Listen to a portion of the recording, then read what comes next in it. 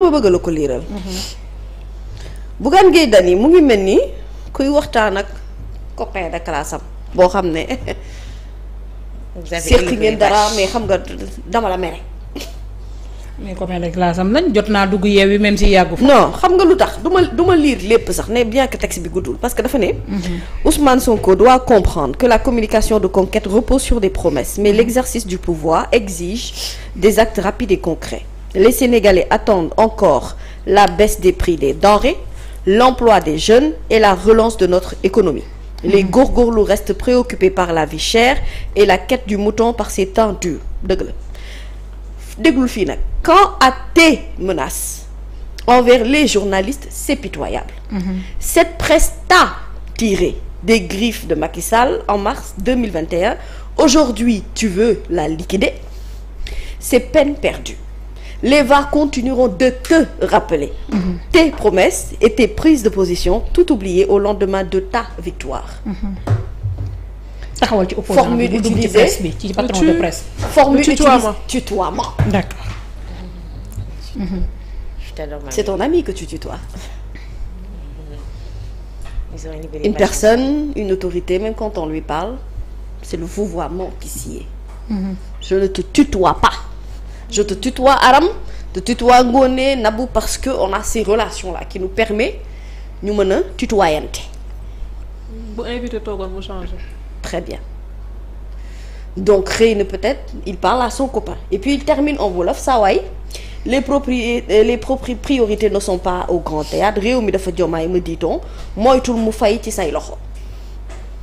Lii ça traduit la colère de Bougane Gueye Dany quand il écrit son texte. Et colère bi moom ngay ressentir également ci Anta Babacar Ngom un peu dans le même contexte. Mais Anta Babacar au moins est dans le vouvoiement dans son texte. À aucun moment utilisé le tutoiement. Après elle a utilisé une formule en anglais pour insister tëjee fin de phrase am ak ay exclamation donc da ngay comprendre la tonalité de la personne qui écrit qui traduit la colère. Maintenant ñoom ils sont en droit d'être en colère parce que en tant qu'opposants ils peuvent apprécier positivement ou négativement le discours de Ousmane Sonko ça leur appartient seen sañ-sañ la mais dafa am lenn loo xamante ne ni pour man mooy argument bu léger bi xam nga Ousmane Sonko moom quand il va jusqu'à dire ci ndaje bi ne man damaa bëgg Sénégal am opposition mais na am opposition bu mel ni ñun mooy ne na am opposition d'idée boo xamante ne nii bu ñuy ñëw dañuy waxtaan ci ay chiffres sonal ñu comme ñun ni ñu sonalee woon gars yi il l'a dit textuellement ci mots yi donc bien évidemment il s'attend à ce que bu leen attaquer politiquement que ñoom ñu répondre sur le terrain politique. Maintenant l'argument bi nga xamante ne moom la ñëpp di basé wu fu mu nekk nii parce que j'ai l'impression que ñiy opposé wu ñëpp benn argument la ñu am foofu la ñu jafandu te foofu la ñu bëggut a bàyyi. mooy lan mooy c'est le prétexte de la cherté de la vie. ñoom ñëpp ils sont presque unanimes ci boo leen di dégg ñuy wax ci loolu et loolu y a pas que les politiques hein même certains observateurs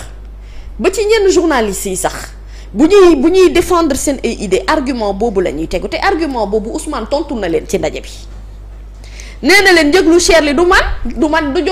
jomaay aussi njëg li cher li ñoom la et les gens semblent oublier qu'on a vécu 12 ans de régime yoo xamante ne nii réellement ñoom ñoo ñu xamloo xiif 12 ans de régime yoo xamante ne nii ils ont fait des promesses de baisse de prix ce qui n'a jamais été fait te bu concerne woon loyer bi rek arab grawul duma jooy mais annoncé nañ fi loyer tous ñebbe muy but-buti annoncé fi courant woyofal ñëw xaw ñoo faagaagal ndox moom n'en parlons même pas donc cherté de la vie nekkul ci bii kese cherté de la vie ci lépp la te aussi la réponse qu'il a donnée et c'est là où il est venu sur les grands axes de l'État en revenant même sur les filières sectorielles te wax na dëkk bi comment voulez-vous que dans ce pays un régime ñëw en 2 mois wàññil la dund bi donte moom moo la ko digoon ci ay promesses de campagne nga yaakaar ne c'est aussi faisable alors que yow bi mu toogee ba léegi yow li ngay gis rek mooy ne réew mi xaalis bi waroon a investir ñu waroon ko dugal ci loo xamante ne moom la sénégalais yi war a mën a dundee moom la ñu def ay malversation foncière boobu xaalis moom la ñu caaxaanee ci réew mi ñii sàcc ñii bokk ñii yenu di dem suba boo xëyee rapport yi am lu mu génne ñu ne déet na waaye mu am maanaam ci wàllu foncier bi lu ñu fiy jot a découvrir et on parle à coup de millions et de milliards dans ce pays tu l'as dit tout à l'heure comment voulez-vous que dans un pays où il n'y a que le deal qui marche nit ñi di lekk ñoom ñu ñëw fekk fi loolu fekk fi sax daanaka ay jafe-jafe ci wàllum koom-koom ndax bu dul woon loolu kon ñoom du ñu lebi ay euro bo duñ ko soxla mais fekk nañu fi situation bu complexe boo xamante ne réellement la réalité du terrain leur a montré que dëgg-dëgg même bu ngeen ko bëggee dafa am procédure bu ngeen war a mën a jaaree pour ñu yegg foofu waaw mais à quel moment on s'agrippe kon ci benn argument rek yaakaar ne mbir yi mën nañu ko changer en un claquement de doigts xam nga li am ba des lan la mooy ne ñoom ñëpp dañoo ngemb woon bëgg a bëri askan wi tànn mbër yi mujj ci lànk ci biir mbër yu la mujj ci lànk ak askan wi tànn roi des arènes ñu ne nag CNG dëgg-dëgg lu mu fi nekk te mu nekk organisation boo xamante ne dañ ko fay teg mu war a doxalub yoon moom CNG moom ci boppam bu bëggee organiser lu jëm ci wàllu secteur de la lutte bi foog mu saytuwaat ko xool et les acteurs il a raison de dire que dans un pays où on n'a pas d'industrialisation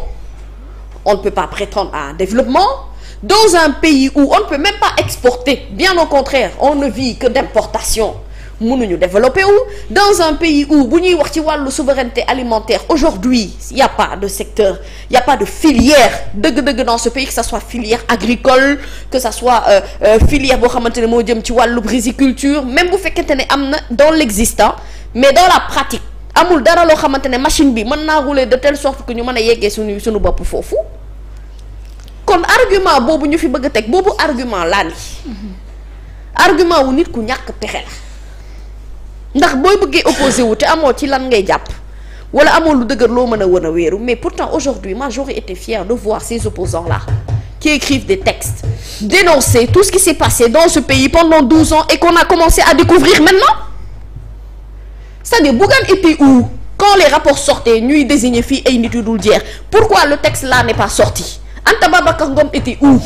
ñu ne dañ doon toog di xaar ba xam régime bi ñoom fan la ñuy liggéey ak fan la ñuy toll teel na nag pour ñu wax comme waxuñu woon boobu ba tey de toute façon il a annoncé et dit pour la deuxième fois parce que waxoon na ko fan yële passé bi ñuy def seen campagne de nettoiement bi comme quoi que bientôt dinañu wan plan bi nga xamante ne moom la ñu fas yéene teg pour wàññi dundu askan wi mais dans ce pays là il n'y a pas que dund gi bien que dund gi lu important la il y a aussi un mode de fonctionnement il y a des projets yoo xamante ne moo ñuy conduire ëllëg à ce que ñun ñu mën a nekk benn pays boo xam ne pays bu indépendant lay doon boo xam ne du nekk wéeru sukkandiku ci France ak yeneen i réew pour war a mën a dund buy war a mën a permettre ñu mën a résoudre li nga xamante ne moom mooy dette yu bari yi ñu fi fekk yépp ak jafe-jafe yi ñu fi jot a fekk en fait cette politique politicienne ils se sont sentis tellement piqués si dañ leen a piqué ñu jam ko ñoom dañoo sentir ne lii vraiment kii daal kii man lay waxal kii li muy wax nii lii daf maa naqari donc man forcément damaa war a am envie tontu mais tontu bi dans sa légèreté à la limite il n'y a rien de profond lu ñuy war a mën a téye dans la réplique bi nga xamante ne moom la ñu en fait c'est s'opposer pour s'opposer parler pour parler ou à la limite bëgg a créer sa bopp maanaam benn posture noonu boo xamante ne amu fii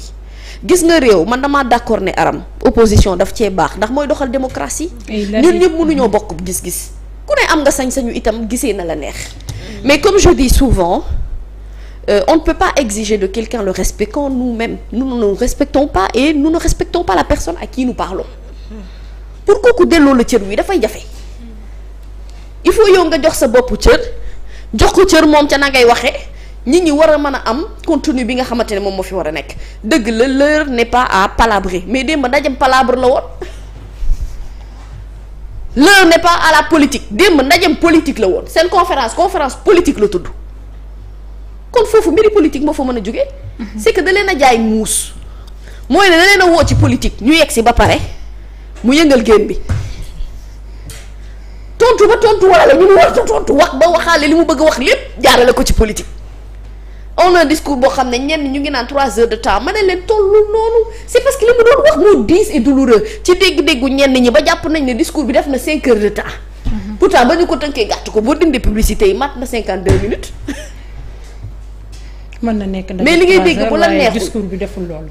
non booy dégg lu la neexul na bu ko li ngay dégg da ngay yaakaar ne c'est une éternité que le gars part. tu as envie que cette personne se taise en fait. niveau bi la parce que li muy wax daf lay déranger. niveau bi la. donc aujourd'hui vraiment nañu xam ne am nañu droit opposé wu am nañu droit wax la leen neex mais ñun dans le constat et dans ce que l'on analyse mooy